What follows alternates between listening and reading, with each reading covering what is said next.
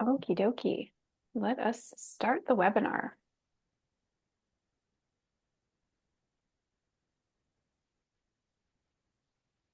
Make sure the recordings are going.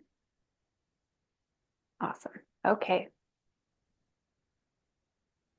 Hi, everybody. Welcome to the 2025 Winter Trademark Knowledge Examination Candidate Orientation Session.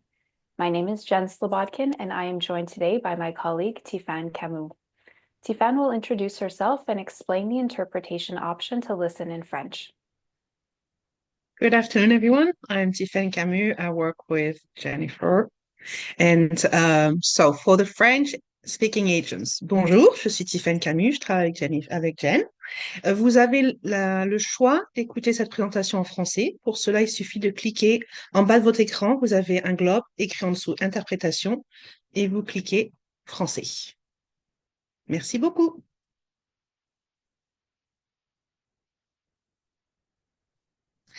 All right, so we're going to start with the agenda. As you can see, we're going to talk a lot about many things. If you do have any questions, please, you can type them in and we will reply to them at the end of the presentation. We're going to talk about the exam date, the test specifications, the exam platform that we're going to be using, the candidate instructions, results and scoring process, the FAQs and questions. And then in the end, we'll give you the contact details for the platform and ourselves.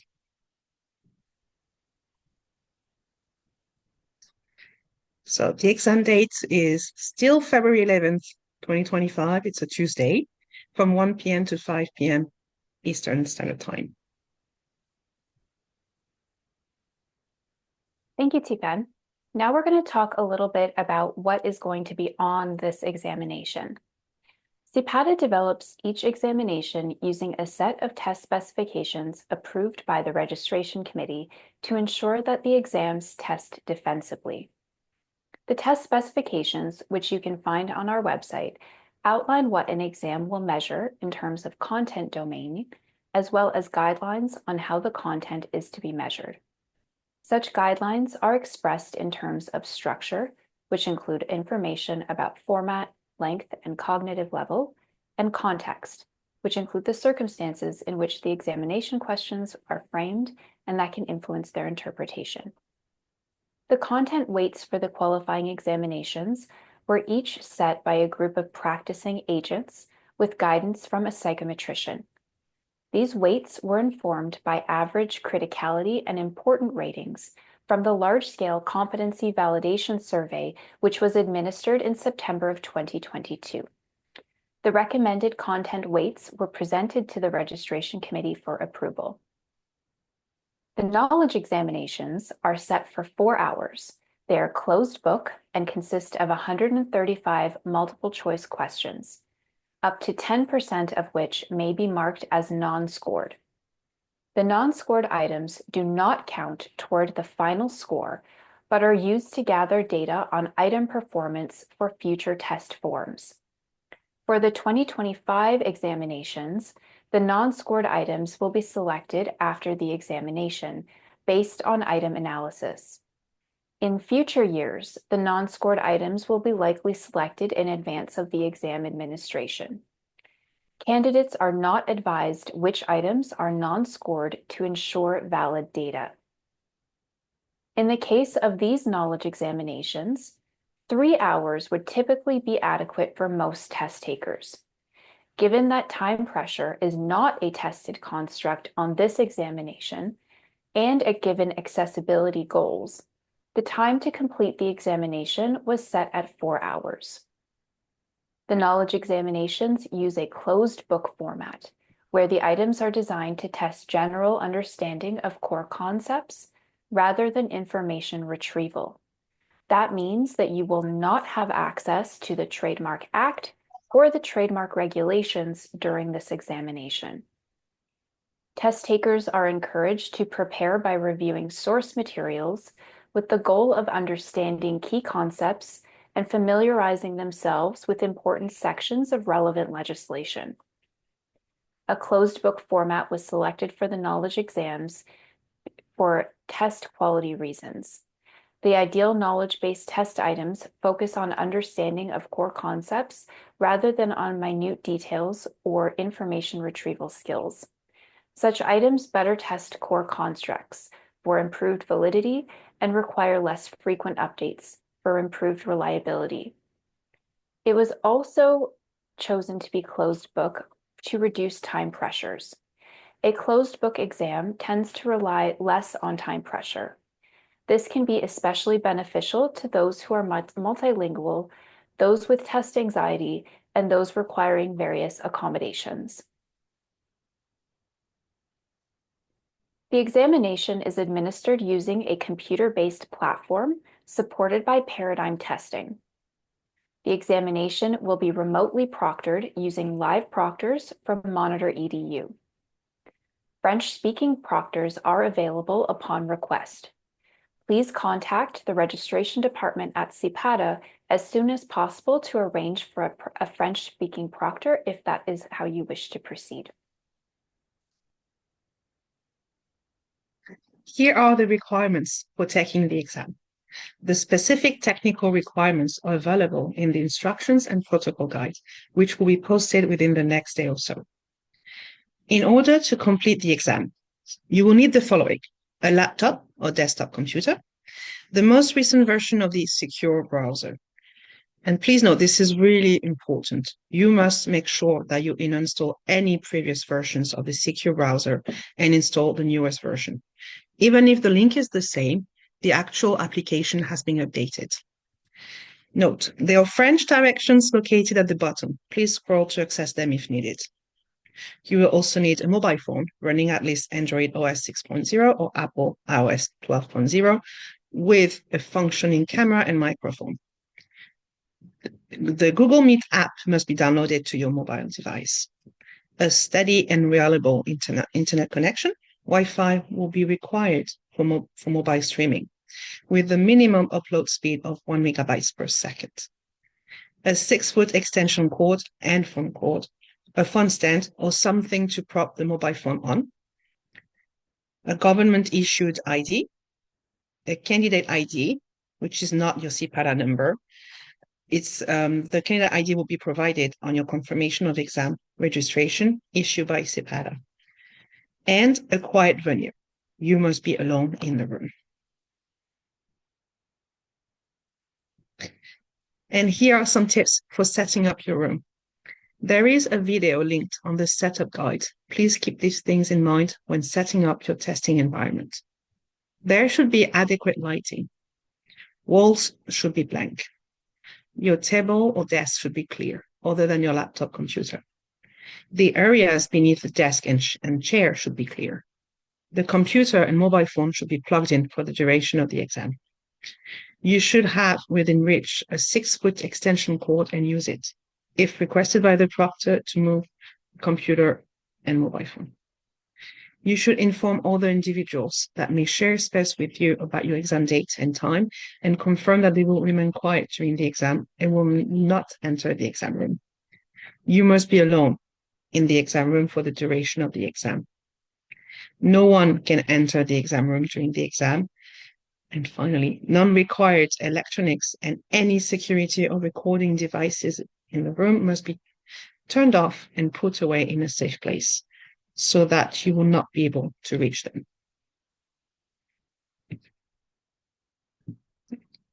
Which is why the practice exam is really important to attend.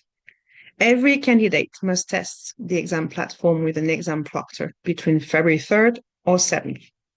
This is true even if you have previously tested before. The live proctor check-in instructions are provided in the instructions and protocol guide. Proctors are available 24/7.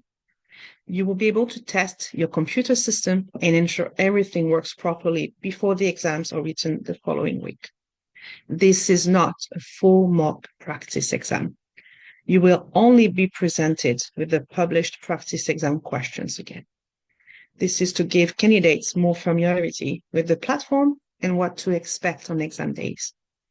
The instructions for connecting with the proctor for the checking are published in the examination instructions protocol on the preparation page for the trademark exams. And if you're not available on February 3rd and 7th, I'm gonna add that, Jen, sorry. Please contact us. We can schedule something for you. We can talk to our providers so we can schedule a check-in. Thank you, Tifan. That's a really good point. Yeah, anytime between February 3rd and February 7th, that week is available for the proctor check-ins. If you are unable to do that during that week, please contact us and we will arrange for a different time so that you can make sure that that happens. Just another few points of clarification. I've seen a couple of questions come in about the orientation session recording. So I just wanted to let everybody know that the recording will be posted after the session is completed, as well as the slides themselves. So you will be able to access this after the recording has been posted, probably within the next couple of days. The other point of clarification I wanted to make was a few slides back, we indicated that the candidate guide and instructions and protocol would be posted in a few days, but that's actually already posted. So I'll go through that at the end of the presentation. We can go through that on the website together.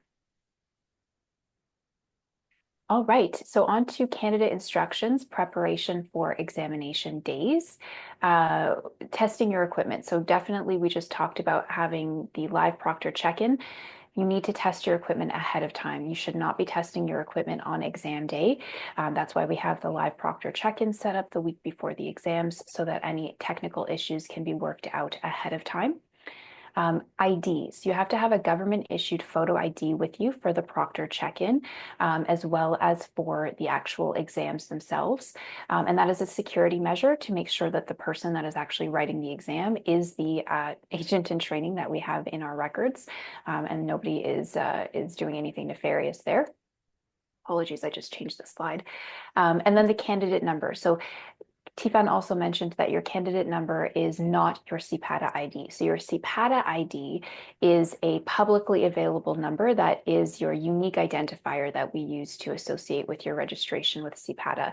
Your candidate number is a unique number that is completely separate from your CPATA ID, and that's used to anonymize your examination submission.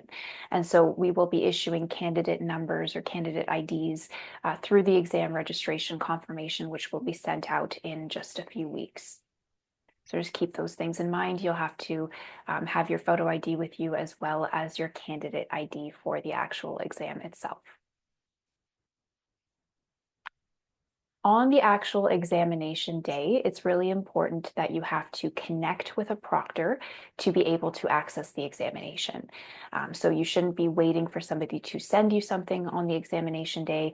You should go through the instructions that are in the information and instructions protocol document to actually connect with the proctor before the live check-in, as well as on the actual examination day. The proctor will go through the registration process with you. They're going to check your ID. They'll do the room scan and the system check and provide you with the login information for the actual exam once it gets closer to exam time. It's important that you connect with a proctor before the exam start time, which is at 1 p.m. Proctors are often assisting more than one candidate log into the exam. So to help ensure everyone starts on time, it's helpful to connect starting around noon and no later than 12:30, not Eastern time. All of these instructions are provided in the instructions and protocol guide, which is on our website. Now, on examination day, the only things that you are allowed to have with you would be some water if you wanted to have some water, or pretty much that's what you're allowed to have with you. You might be able to have a snack if you really need to have a snack, but we'll go through that in a little while.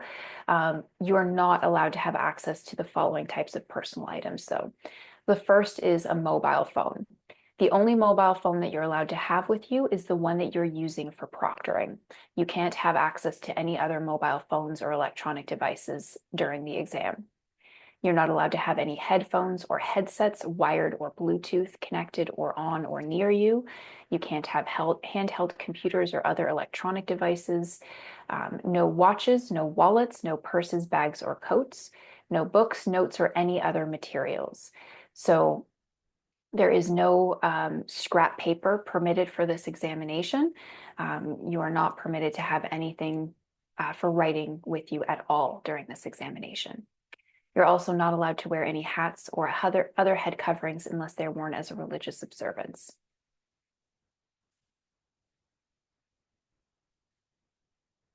So on examination day, something, hopefully nothing happens, but something might happen, in which case you should file an incident report with Monitor EDU. Monitor EDU uses Google Meet to support their proctoring services, and this will allow exam sessions to be recorded. The recordings will then be saved with Monitor EDU for a finite period of time. Therefore, if something occurs during your exam that you think that we should be aware of, you should send a request to Monitor EDU with your name, your candidate number, and the date of the exam when the incident occurred to request that they share the exam recording with CPATA for further investigation. These requests must be submitted to Monitor EDU prior to the release of the results for the examination. Snacks and water. You may have a drink with you, but it must be in a clear vessel, like a clear bottle, a cup, or glass with no labels. So if you have a bottle with a label on it, you have to either remove the label or cover it. You may also have snacks with you, but they have to be in clear style bags so that the proctor can see what is in the bag. Also, please tell the proctor at the beginning when you are checking in that you'd like to have snacks during the exam so that they are aware of that. You will receive an email confirmation from Monitor EDU about a week before the exams that will provide you with protocol for the exam days and some system setup information. This is the same information that is posted on our website right now. They're just reiterating that for you. If you wish to wear earplugs during the exam, they will need to be new foam earplugs that are still in the package. Candidates must open the earplugs in front of the proctor. Candidates must advise CPATA if they wish to use earplugs prior to the start of the exam so that the proctors can be informed. Jewelry. To support the integrity of the exam security, you will be asked to remove any jewelry before the examination, such as earrings, necklaces, bracelets, etc. No use of smart glasses will be permitted for this examination. Given that this is a closed book exam, you cannot have any materials with you at all. As I mentioned, you cannot have any scrap paper or anything with you to write. This would impact the security of the examination. Candidates can only use one monitor to write the exam, but they can choose which monitor they use if they have a multiple monitor setup. Time is not added back for bathroom breaks, but they are permitted. The exam will only be paused or time will only be added back for those with approved accommodations.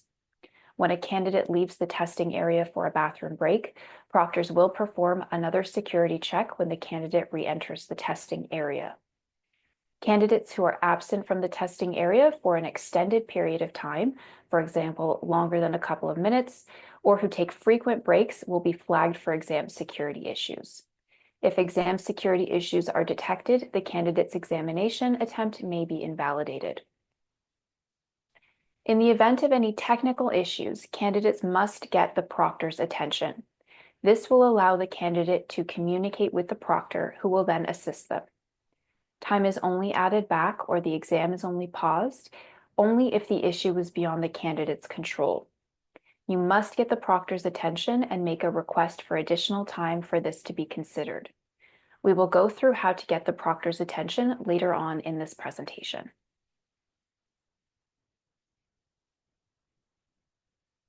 Oh, Tifan, you're muted.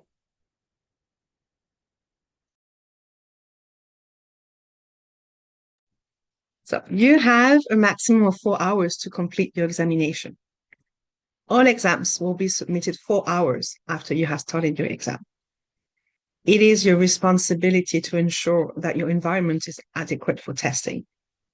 The examination is being displayed in the language of choice you selected on your registration. Please answer in the official language of your choice, English or French.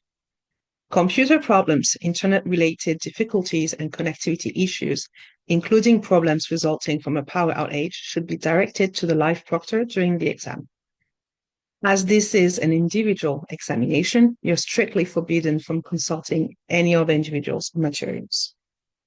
Late start. Any time missed due to late start, which was not attributed to a technology issue, will be deducted from the total examination time. Read the questions carefully. Exam 8 translation, a PDF of the French version of the exam has been included as an Exam 8 in the platform. You can review the French questions and response options using that PDF if needed throughout the exam. And of course, those taking the exam in French will have the English version of the exam. Upon submission of the exam, you will be presented with a link to an optional survey that asks about any issues you may have experienced during the exam.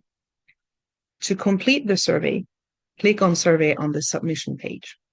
A new window will open with the survey questions.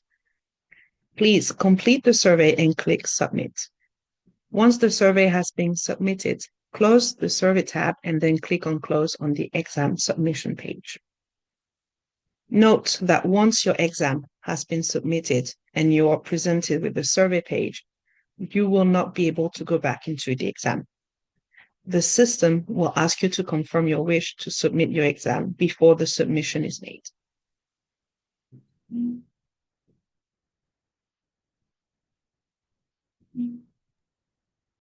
Thanks, Stephen.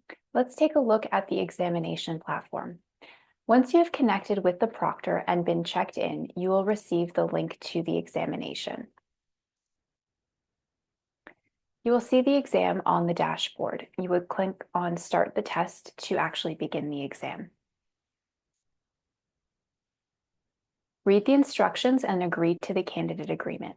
And the instructions in the candidate agreement, which I'll show you in just a few slides, is actually available for you to review ahead of time on the practice exam, which is linked on our website. So you can familiarize yourself with the instructions and the candidate agreement well before exam day. And then so when the exam is actually going to be launched, you can review those instructions, review the candidate agreement, accept that, and then start the exam. Note that the timer for the exam will not actually begin counting down until you have accepted the candidate agreement and launched the exam. So you can take as much time as you need to review the instructions and the candidate agreement on exam day, and that will not count against you for the exam time. It's important to know that you have different options for navigating through the questions. You can use the previous and next buttons. You can click on the question numbers at the bottom of the screen, or you can navigate to attempted, incomplete, or flagged questions using the question review function. That being said, we strongly recommend that candidates confirm that all questions have been answered before they submit the examination. Questions that are blue have been answered. Questions that are green have not yet been answered. And you can see along the bottom here where you can see the question numbers, and the first 4 are blue, and then the next 5 or so are green. So the first 4 have been answered, and then the next 5 have not been answered yet. I encourage you to check the question review section in the bottom right-hand corner to ensure that you have answered all of the questions before submitting your examination.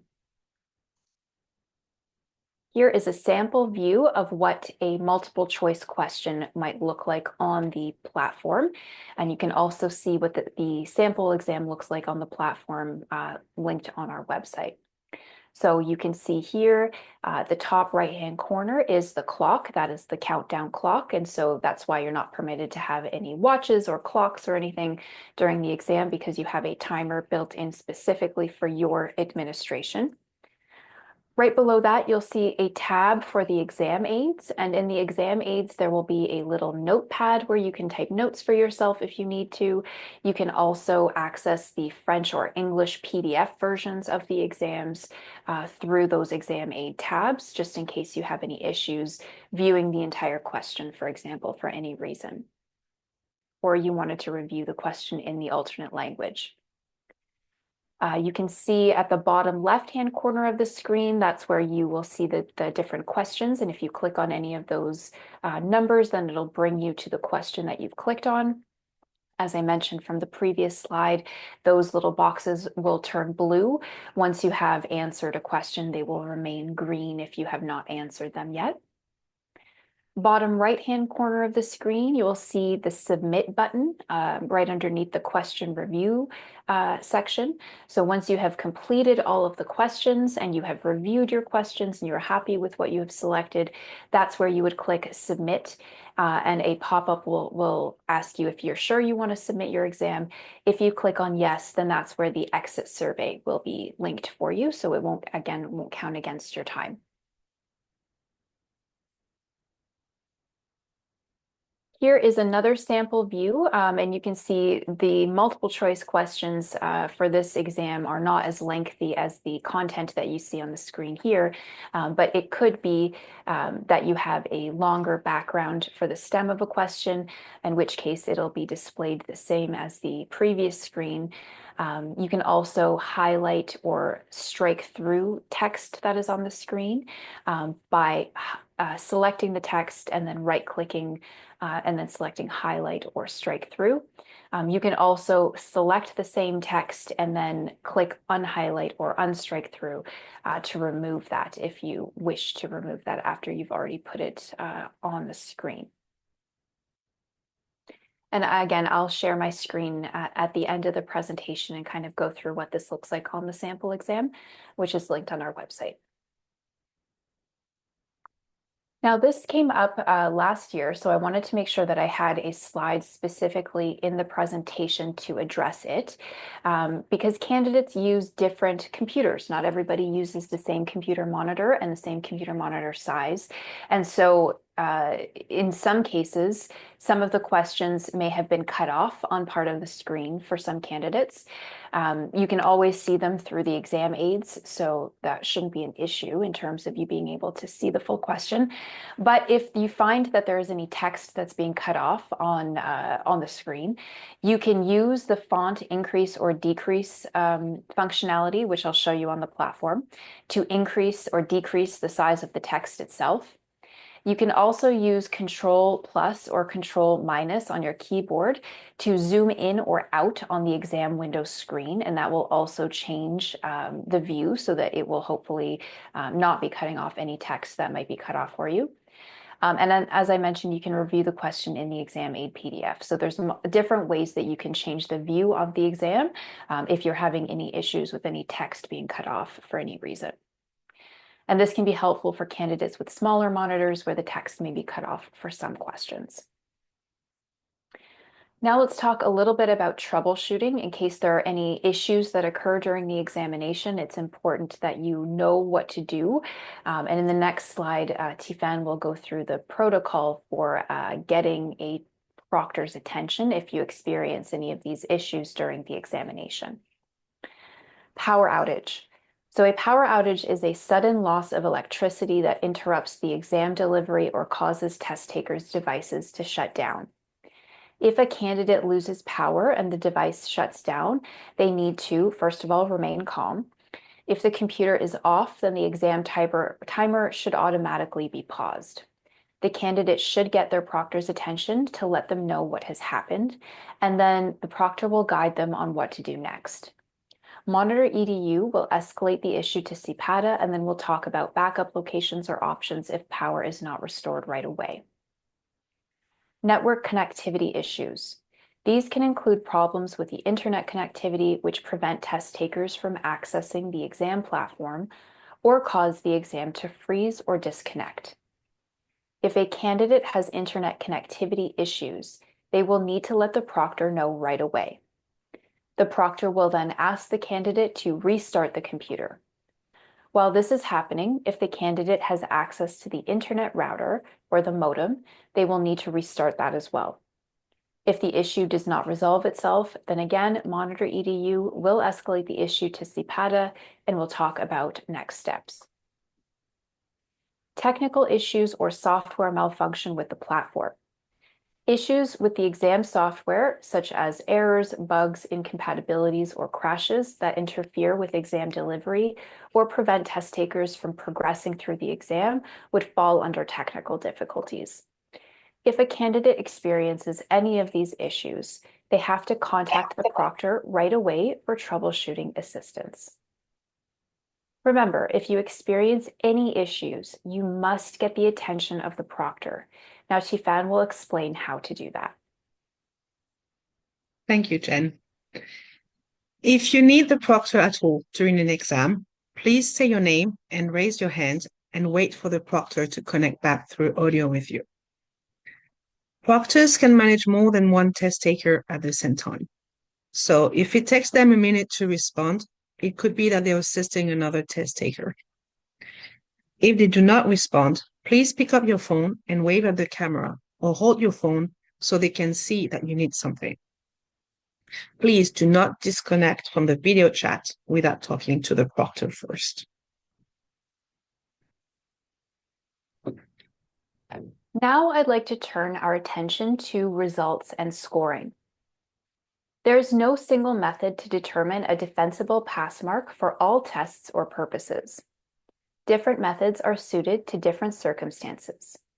And as a licensing body, CPATA needed to select an approach to standard setting based on the purpose of the examination, which was to assess entry-level competency, as well as how closely the method aligned with assessment goals. For a high-stakes licensing examination, in other words, a test with important consequences, the selected standard setting approach should relate to the purpose of the exam, be appropriate to the level of complexity of the competencies being assessed by the exam, be appropriate to the specific format of the exam, and be supported by scholarly research supporting its use, and should reflect the availability of resources, which include time, expertise in statistical analysis, availability of experts, etc. So in 2023, I can't believe that was 2 years ago now, the registration committee approved the methodologies which are used on the new examinations to determine the pass marks. For the knowledge examination, they approved a modified Angoff method. The modified Angoff method is the most well-studied and documented standard setting method. It's the most commonly used method for setting cut scores in credentialing contexts, and it uses a standards referenced approach, which means that the pass mark reflects the standard and expectations of the profession. A minimum standard will be determined through a systematic standard setting process that involves a panel of subject matter experts who are practicing agents. These panelists will make ratings based on the expected performance of a minimally competent candidate for each exam item. The total number of scored questions a candidate answers correctly on the exam, each worth 1 point, will be compared to the minimum standard to determine the result. All candidates will receive a performance report which outlines the candidate's performance on the trademark knowledge examination. This report will include the overall result of either competency demonstrated or competency not yet demonstrated. The result competency demonstrated means that performance on the exam met or exceeded the minimum standard, showing a general understanding of the core concepts associated with trademark practice. This result indicates that the candidate has the entry-level foundational knowledge necessary to support future learning and development in this area. Subject to meeting other requirements, this result means the candidate is eligible to register for the trademark agent skills examination, which will be administered in September. The result, competency not yet demonstrated, means that performance on the exam did not meet the minimum standard. The candidate did not yet prove a sufficient understanding of the core concepts associated with trademark practice. The candidate may have gaps in their understanding of foundational trademark knowledge and the application of key trademark principles. This result suggests that the candidate may need further preparation and study before attempting the trademark agent skills exam or engaging in trademark agent practice. The performance report also includes an overall performance descriptor that compares the candidate's performance, which is the number of questions they answered correctly, to the minimum standard. This information, along with measurement variability data, informs an estimate of how close the candidate's performance was to the passing standard. And measurement variability data is a statistical summary that represents the dispersion or spread of data points in a data set. The performance categories are above the standard, which means the candidate's performance on the exam was above the passing standard, demonstrating competence beyond the minimum requirements. Just meets the standard. In this case, the candidate's performance on the exam just meets the passing standard, demonstrating a satisfactory level of competence. So if a candidate they get a performance report with an overall result of competency demonstrated, then their overall performance descriptor will either be above the standard or just meets the standard. Approaches the standard means that the candidate's performance on the exam was close to the passing standard, showing some potential. However, some improvement is needed to actually meet the standard. And then below the standard means that the candidate's performance on the exam was below the passing standard and that improvement is needed. So if a candidate receives an overall result of competency not yet demonstrated, then the overall performance descriptor will either be approaches the standard or below the standard. Finally, the performance report will list the knowledge areas tested on the examination, as well as the percentage of questions on the exam that were related to each knowledge area. Knowledge areas with more questions have a greater effect on your overall performance. The performance details show whether the candidate's performance in each knowledge area meets, which means is equal to or exceeds, or is below a minimum threshold that is set for each area during the standard setting process. It's important to keep in mind that only the total score will determine the result. There is no separate pass mark for each knowledge area. Stronger performance in one area can offset weaker performance in another. So keep in mind that the area level results are based on fewer questions than the overall result, making them less reliable for predicting future performance. For this reason, the meets or below insights should only be used to help candidates better self-assess their knowledge of these areas, not as a definitive statement of their ability. We understand that test takers may be used to seeing specific scores on exams, and that these scores provide a tangible measure of performance. However, the primary purpose of our qualifying exams is not to rank order test takers or to precisely measure their depth of knowledge or skill. It is to determine whether a test taker has achieved a certain level of competence.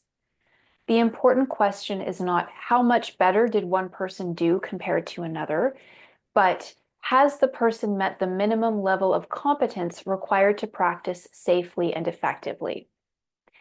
Think of the licensing process in terms of a series of hurdles.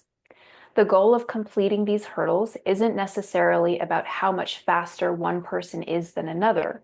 The primary objective is to determine whether each person can successfully complete each hurdle. A person who clears the hurdle by 1 inch is just as successful in this context as someone who clears it by a foot.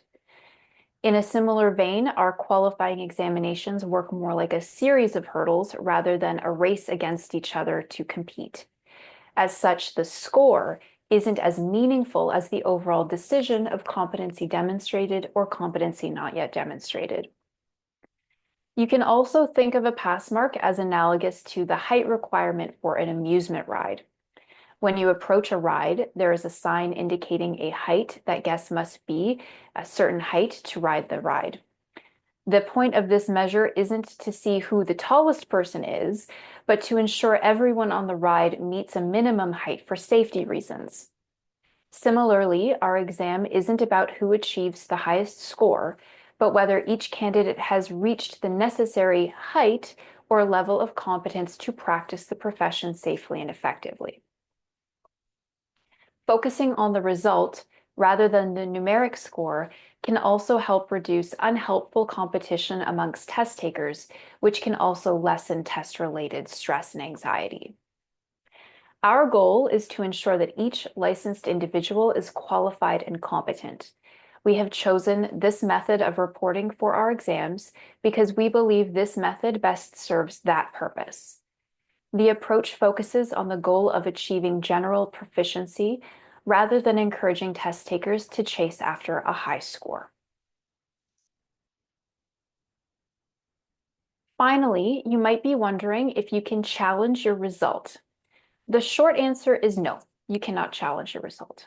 The long answer is the process used to create, administer, and score the CPATA knowledge examinations employed psychometric best practices at every stage to ensure that it was valid, reliable, defensible, and fair. Practicing agents were recruited to develop the item bank for the knowledge exams. Each agent received a development assignment, which was coordinated to ensure the mix of items and their content area aligned with the proportion of items that appeared in each test form, as required by the test specifications. They were required to adhere to an item development guide, which helped item developers create quality test items. It outlined fundamentals, recommended practices specific to developing multiple choice items, and writing conventions that apply to items of all various types. After the items were developed, they underwent a rigorous review process to ensure that the questions were appropriate and the answer key was correct. This included a peer review, where an independent subject matter expert, so someone other than the person who developed the item, reviewed the item for content and quality, and that meant alignment to the test specifications in terms of competency and cognitive level, a suitable level of difficulty, and whether the answer key was correct. It also underwent a psychometric review, where a psychometrician reviewed the items to confirm that they adhered to defensible item development practices. The items then underwent a translation review, where another group of independent subject matter experts who are bilingual practicing agents, not involved in the item development process, reviewed the items to ensure that items in each language were equivalent and meant the same thing. And finally, an examination committee reviewed the items, where a subgroup of the Skills Exam Advisory Group completed a final review to identify any outstanding issues or concerns and have them resolved before the exam is administered. After all of the reviews are completed, the exam form is assembled in accordance with psychometric best practices and the approved test specifications.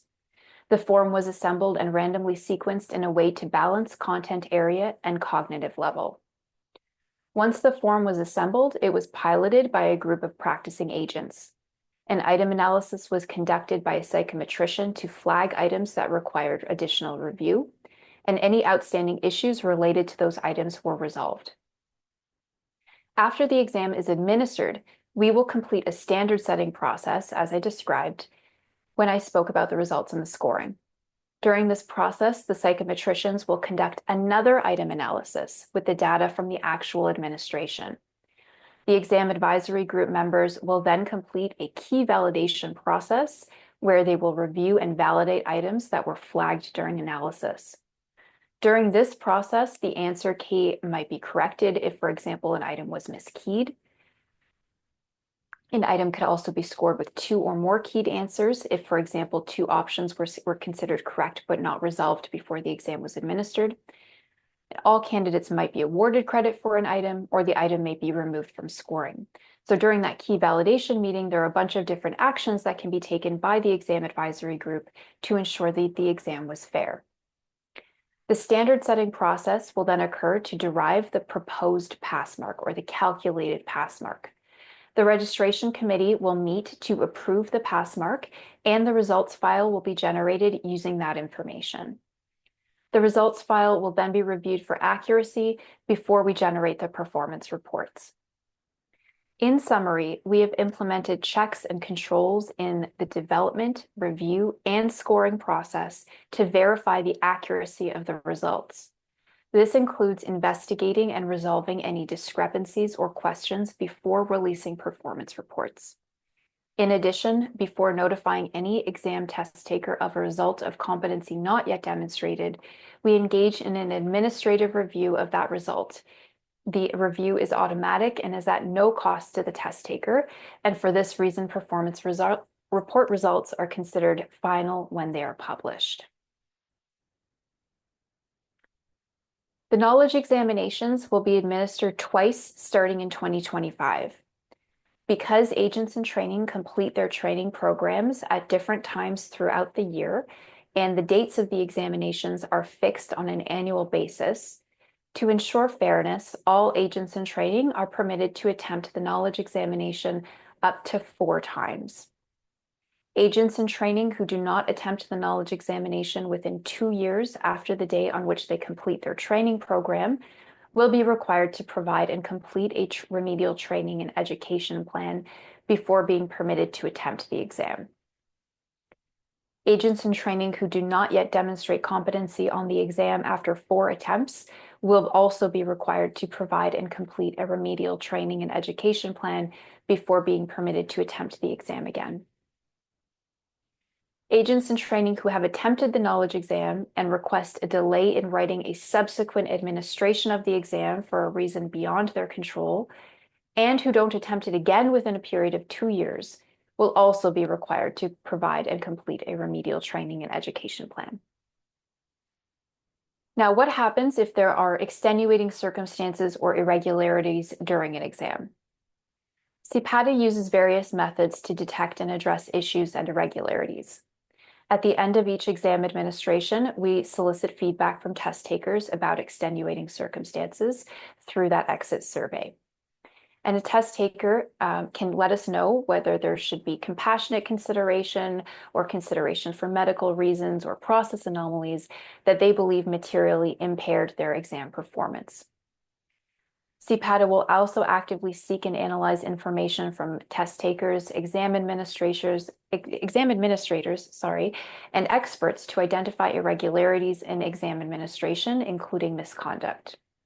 In the case of extenuating circumstances or irregularities, CPATA reserves the right to withhold any result, to nullify or invalidate any exam submission, to subject any exam or part thereof to further review, and take other action, including disciplinary action, if appropriate, in order to preserve the integrity of the licensing process.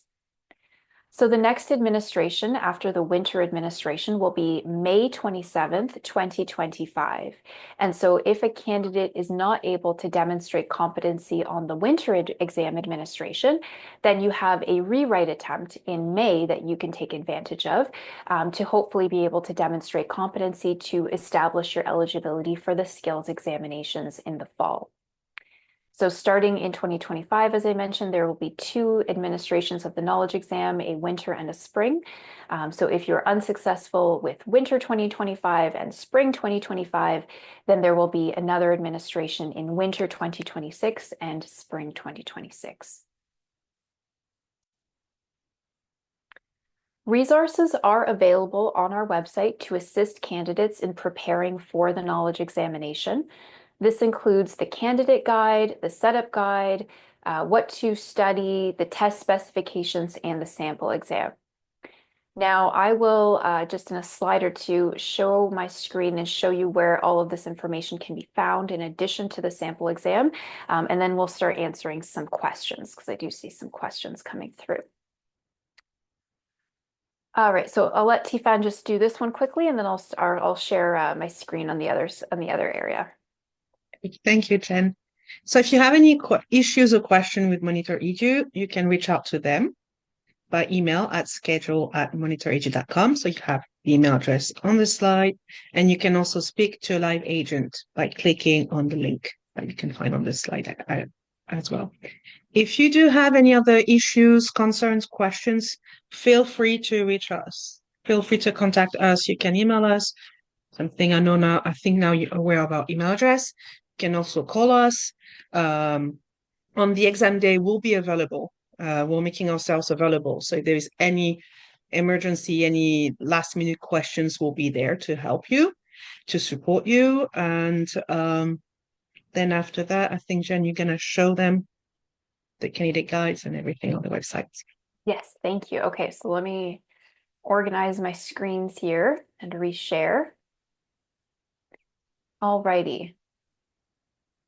It's probably better to just share this whole screen. Okay, so you should be able to see the website right now. So I'm on the preparation trademark agent qualifying examinations tab down here.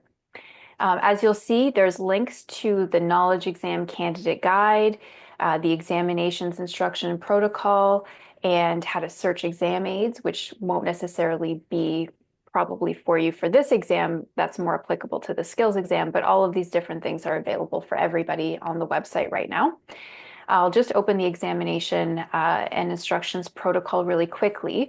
I just want to draw everybody's attention to the fact that the link to the secure browser has not changed, but the secure browser actually has changed. So it's very important that you uninstall the previous version of the secure browser if you are a repeat writer or you have written using paradigm testing through another regulator, for example, and then install the newest version before each exam administration. So I just wanted to highlight that the link to do that is here. In terms of what to study, we have put together a few documents here for you. So this document is a combination of the test specifications and the competency profile.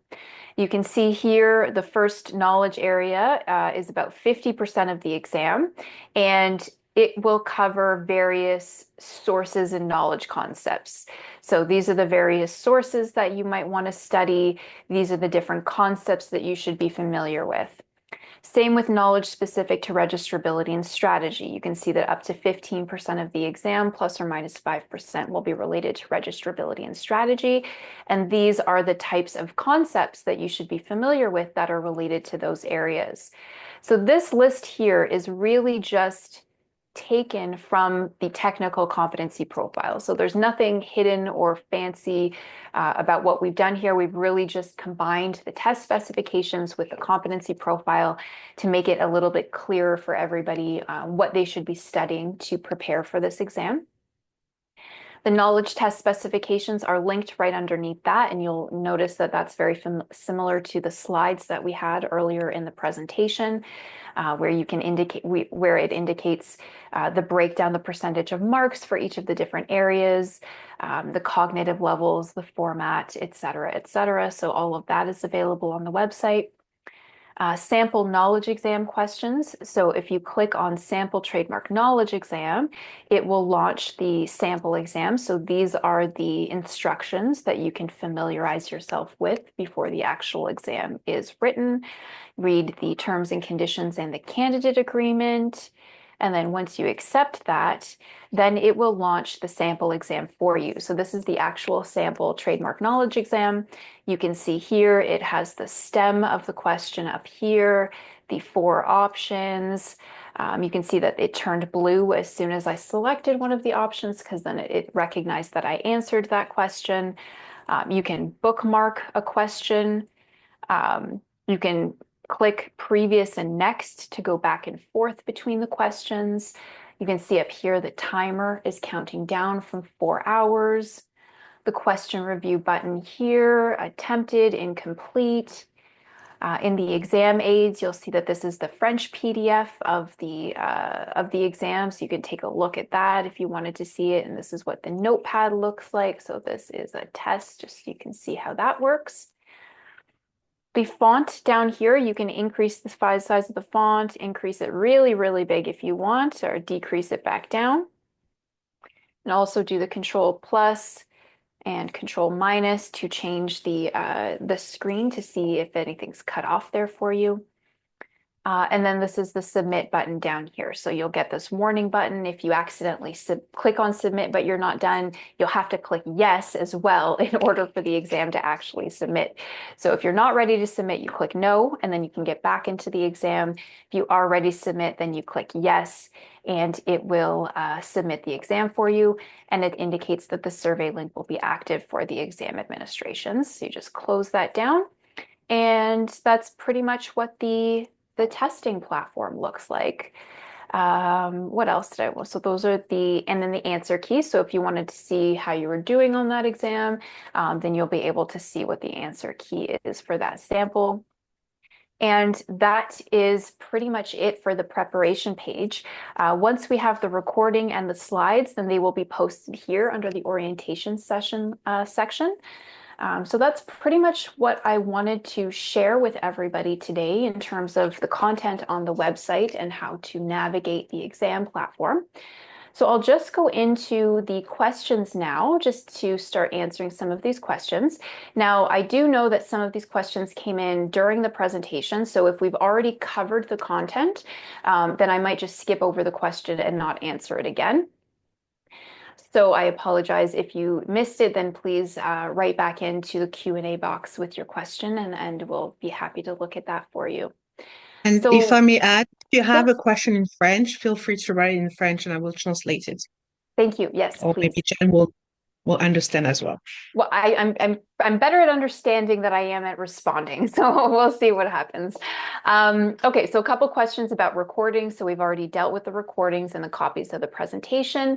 Somebody asked about what is meant by phone cord in the requirement, and that's a charge cord for your cell phone or for your smartphone, whatever you're using to do the examination, because you don't want to get caught with a dying cell phone when you're actually trying to do the examination, given that the exam is set for 4 hours. So that's what we mean by phone cord. Do we need to schedule the live proctor check-in, or do we just log in at any time between February 3rd and 7th? You do not need to schedule it. The only time that you would need to schedule it is if you need a French-speaking proctor. So if you need a French-speaking proctor for either the live proctor check-in or the real administration, then we do ask that you contact us so we can arrange for that with Monitor EDU. Otherwise, you just follow the instructions in the instructions protocol that I just showed on the website, and you'll be able to connect with a live agent during that time. They're available 24/7. Another question about removing the art off the walls of the office. Yes, everything has to be removed from the walls and or covered. And so in the setup document that I was just talking about, there is a link to a video about how to set up your room. We strongly recommend you review that video and make sure that your room has been set up in accordance with that.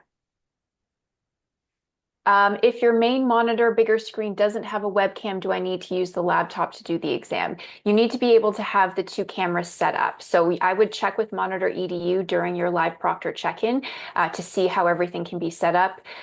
If there's any way that you can cover one of the monitor, like the smaller monitor, and just have the webcam working. I'm not sure if technologically that's feasible, but you'll have to double check that during the live proctor check-in the week of February 3rd. If it's not, then you're going to have to use whichever monitor has the webcam attached to it. Do you need to request to go to the washroom, or can you simply go? That's a great question, and it's very important that you do not leave the exam without advising the proctor first. If you leave the exam without advising the proctor, the examination testing area is what I mean, then that will be flagged for exam security issues. So if you need to use the washroom or you need to leave the exam testing area for any reason, you must advise the proctor first. We've already talked about the cut score, so we don't know how many questions you're going to need to answer to pass. We don't know that until after the standard setting process is completed, and it's also not publicly available information. So is it possible to pass if the candidate receives approaches the standard or below the standard for a particular area? So generally clarify that. So for each of the areas, the sub areas, so by that I mean like foundational knowledge or registrability and strategy, those actually don't get approaches the standard or below the standard or or just above the standard. They just get meets or below. So it is possible for a candidate to receive below in some of those subcategories with an overall result of demonstrated with either approaches the standard or with either meets the standard or above the standard. So it is possible, but you'll see in the performance report that it's the over result of competency demonstrated or not yet demonstrated, then the overall descriptor of that result, which is approaches the standard, below the standard, or just meets the standard or above the standard. And then for each of the sub areas, you get the meets or below to determine whether or not you met the threshold. But as I said, it could be that you are below in some areas and still pass the exam. Will the questions be in order of topics or knowledge areas, or will they be mixed up? We've answered that, so that it is randomly dispersed throughout the exam form. Okay, so what do we need to know for NEIS classification? You'll have to just go through the competency profile and make sure that you are familiar with the NEIS classification system. As I mentioned, this exam is not meant to test your memorization of materials, so that is not something that we would expect you to do.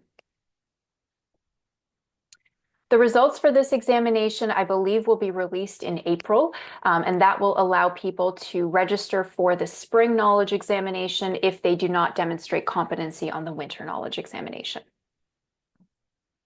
We have not sent out exam registration emails yet. We will be sending those out on January 31st, so you will receive that via email. And you will also get an email from Monitor EDU that same day that reiterates the instructions for the live proctor check-in, but all of that is also available in the information instructions protocol that's on our website already.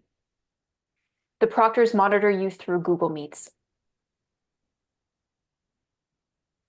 Okay, so is our data that is collected from Monitor EDU stored on Canadian servers, and are we being monitored by Canadian proctors? The proctors are in the States, so Monitor EDU is an American company. I believe that the data is stored on American servers, but you will have to double check that. We have a link to their privacy information that is in I believe it is in the instruction, and let me just make sure here. It's in the candidate guide. That's what it was. It's in the actual candidate guide. So trademark knowledge examination candidate guide. If you scroll down to the part under logistics, then there is a privacy policy link to Monitor EDU in both English and French, so you're able to check that out. For the live proctor check-in, does your space need to be ready for the exam, or can we check in and then empty out the space before the exam? No, when you're doing the live proctor check-in, everything should be ready before you start. Same with the actual examination date. We will not be publishing past tests on the website. That's an exam security issue. The candidate IDs will be provided to you in the exam confirmation registrations, which will be sent on January 31st. Yes, Monitor EDU complies with Canadian privacy laws, as to the best of my knowledge. And it is also used by a number of other Canadian regulators to proctor high stakes exams as well. The sample exam is a mini version of the real exam in terms of the content areas. So we actually did use the same proportions of questions from the knowledge, foundational knowledge, as well as registrability and strategy and opposition section 45 that mimics the test specifications. So it is a 15 question version of the test specifications exam form. My background would not be acceptable for this exam. 100% not acceptable. There would have to be a sheet put up over this area here. All of these things here would have to be taken down. There's a bunch of stuff in front of me that I would have to take down and put sheets over, and they do a 360 room check. So you have to make sure everything is ready to go. Correct. Everything needs to be taken off of the walls or covered with a sheet. All right, I think I've got through all of the ones that have been posted so far. Tifan, let me know if I've missed anything. No. No, so far so good. Right. Okay. Yep. Well, do you need to cover your AC unit and like air conditioning? If there's writing on it, then you might have to cover it up. That would be something that you should double check with the proctors when you do the live proctor check-in. That hasn't come up before. No. I mean, if there's lots of writing on it for whatever reason, then for sure you're going to have to cover it because that's an exam security issue. But that will have to be determined by the proctor at the time. All right, so as people are typing in any additional questions, I'll do a little bit of wrap up. And if there are any other questions that come through after we've closed off the webinar, then we'll make sure to answer those as quickly as we possibly can via email. If anything comes up that you think of after the webinar has ended, please feel free to reach out to Tifan and myself, and we'll be able to answer those questions for you. So if somebody's asking about keeping rings on, so if jewelry is removable, then it should be removed. That includes rings, earrings, bracelets, necklaces, watches, any types of things. Like right now, I have earrings on. I would have to take these earrings out. I have a nose ring on that is not removable. So what I would do then is send an email to registration indicating that I had a piece of jewelry that was non-removable and asking for an accommodation for that. In which case, we just advise the proctor of the piece of jewelry that's unremovable and make sure that there's no security issues with that before we proceed. A lot of information today, so feel free to Mhm. contact us if you have any question in the next few days, in the next few weeks. Yes, yes, exactly, exactly. And as I mentioned before, we will be posting the recording for this session on the website, as well as the slide deck itself. So you don't have to worry about frantically be writing any of these things down. Okay, well, I don't see any other questions coming through. So I think that that will end the webinar for today. Thank you all very much for your attendance and for your questions. I really appreciate your engagement and your participation. And we wish you all of the best on February 11th. Good luck. We are here if you need anything from us. And also, you will be hearing from us on January 31st with your confirmation of registration, which will include confirming if you consented to have your results released to your supervisor or your firm. It will give you your candidate ID. It will let you know which language you're writing the exam in, whether you chose English or French, any approved accommodations for the examination. And then if there's anything that needs to be changed with that, then you get in touch with us right away and we'll make sure we have the correct information for you. All righty, I don't see any other questions that have come through. So I am going to end the webinar for this afternoon. Thank you so much, Tifan. Thank you to my Thank you. interpretation team and the CPATA team for your support and assistance. And thank you, everybody. Thank Have a you. lovely afternoon. Good luck. Stay warm. Yes, stay warm and good luck. Thank you all. Thank